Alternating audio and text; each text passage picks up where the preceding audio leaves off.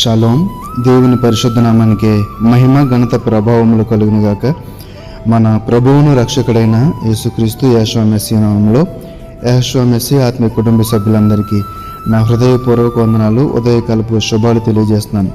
యెషయా గ్రంథము 58వ అధ్యాయము 14వ వచనం ద్వారా పరిశుద్ధాత్మ దేవుడు ఒక చక్కని మాటను ఈరోజు మనకు నేర్పించబోతున్నాడు.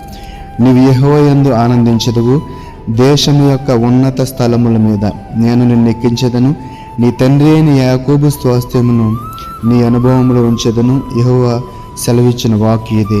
ఈ మాట చెప్పని సందర్భం అంటే దేవుడు నియమించిన యొక్క విశ్రాంతి దినమును మనము క్రమముగా పాటిస్తే గనక, అంటే దేవుని యొక్క ఆజ్ఞలను ఆయన యొక్క క్రమంలో మనం పాటిస్తే గనక మన యొక్క ఆశీర్వాదములు ఏ స్థాయిలో ఉంటాయో ఈ వాక్యం ద్వారా దేవాదేవుడు సెలవిస్తున్నాడు. నీవు యెహోవా యందు ఆనందించెదవు, దేశం యొక్క ఉన్నత స్థలముల మీద నేను నిన్ను ఎక్కించేదను.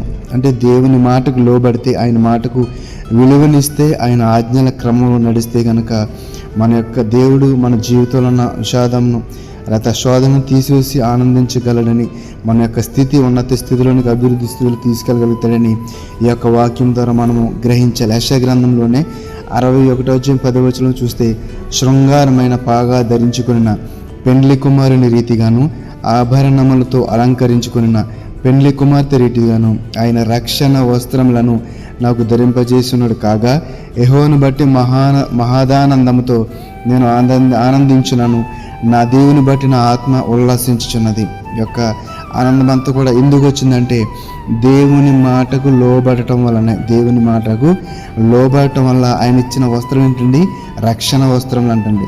ఆ యొక్క రక్షణ వస్త్రం లేకపోతే ఆ యొక్క మహిమ వస్త్రములు మనం కలిగి ఉన్నప్పుడు మన జీవితంలో ఆ యొక్క మహాదానందము, దేవుని యొక్క శక్తిని బట్టి వచ్చిన ఆ యొక్క అభివృద్ధి, ఆ యొక్క ఆనందం కూడా మనలో ప్రస్ఫుటం అవుతాయని ఈ వాక్యాల ద్వారా మనము గ్రహించవచ్చు. కారణం ఏంటంటే ఆయన మాటకు మనము లోబడాలి. నీవు యెహోవా యందు ఆనందించదు. ఎప్పుడు ఆయన మాటకు మనం విలువిచ్చినప్పుడే, ఆయన ద్వారా ఆయన మార్గంలో నడుస్తున్నప్పుడే, ఆ నామమును బట్టి ఆయన యొక్క మాటను బట్టి మనం నడుస్తున్నప్పుడు మన జీవితంలో ఉన్న చెడును తొలగించుకొని, అతిక్రమములను, దోషములను తీసివేసుకుని ఒక పరిశుద్ధమైన హృదయంతో, పవిత్రమైన హృదయంతో ఆయన మాటకు అంటుకట్టుబడి ఆయన నామముతో జత కలిసి మనం ప్రయాణం చేస్తూ ఉంటే కనుక ఆ యొక్క ఆనందము, ఆ యొక్క అభివృద్ధి, ఆ యొక్క ఐశ్వర్యం అన్నీ కూడా మనము అనుభవించగలుగుతాం. అపోస్తలుడైన పౌలు రోమీయులకు రాసిన పత్రిక 14:17 చూస్తే, దేవుని రాజ్యము భోజనమును పానమును కాదు కానీ నీతియు సమాధానమును పరిశుద్ధాత్మ యందలి ఆనందమునై ఉన్నది. ఏంటండి?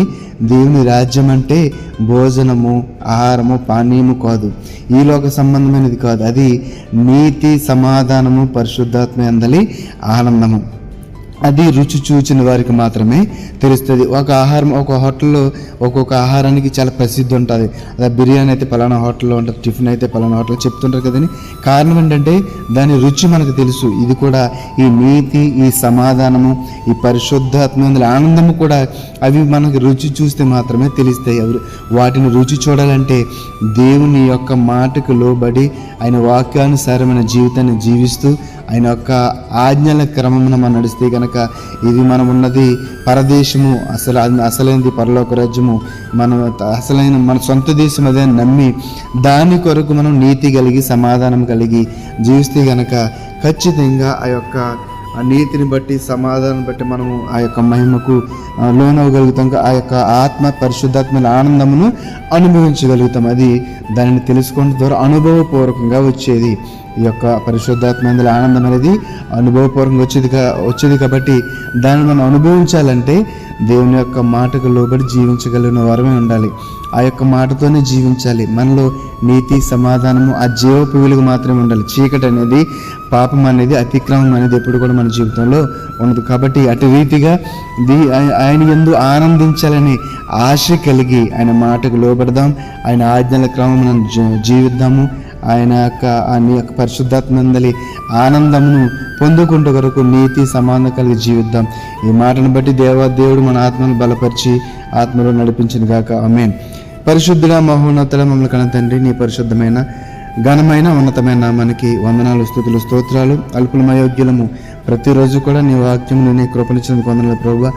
ఈరోజు మేము నా వాక్యంను మా యొక్క హృదయం అనే పలక మీద రాసుకొని వాక్యానుసారమైన జీవితాన్ని జీవిస్తూ నీ అందరి తండ్రి ప్రభు ఆనందాన్ని పొందుకుంటాకి, నీ అందరి అభివృద్ధిని పొందుకుంటాకి, పరిశుద్ధాత్మ అందరి ప్రభు ఆనందంలో మేము తండ్రి ప్రభు ఆనందించడానికి నీ కృపను దయచేయమని, నీతి సమాధానములు కలిగి జీవించే కృపను దయచేయమని, ఇగో వాక్యం ఉన్న బిడ్డల్లో ఎవరైతే తండ్రి ప్రభు నీ యందు ఆనందించిన ఆశతో ఉన్నారో వారు తండ్రి ప్రభు నీ ఆజ్ఞల క్రమమున నీ మాట చొప్పున ప్రతి కృపను దయచేయమని తండ్రి ప్రభు, ఇగో యెహోషువ మెస్సే ప్రార్థన పరిచర్యలను తండ్రి ప్రభు దినదినము తండ్రి ప్రభు అభివృద్ధి పరిచి అనేక మంది రక్షణ కొరకు ఆత్మలో బలపరచుటకు తండ్రి ప్రభు దీనిని తండ్రి ప్రభు రెండంతలుగా ఆశీర్వదించమని, ఇగో నన్ను యోగ్యమైన బిడ్డలందరినీ దీవించమని నీ కృపలో భద్రపరచమని నజరేయుడైన యేసు మెస్సీ నామములో ప్రార్థన అడిగి వేడుకొనుచున్నాము తండ్రి. ఆమేన్. ఆమేన్. షాలోమ్. అందరికీ వందనాలు.